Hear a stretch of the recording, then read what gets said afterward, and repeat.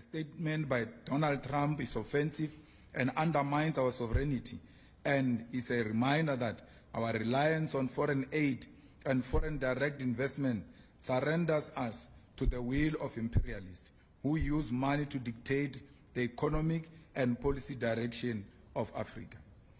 We want to make it categorically clear to the President of the USA that we are going to expropriate land without compensation and pursue legislative measures to do so, and no threat will stop us. His misinterpretation of the Expropriation Act,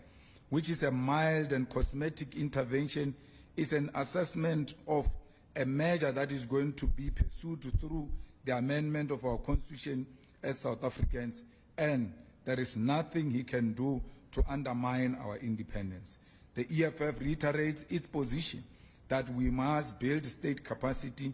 build a strong agricultural and industrial nation which will not depend on the West, and intensify trade relations with progressive nations such as China, Russia, and nations within BRICS who do not use foreign policy as an instrument to impose their will or bully other nations into submission.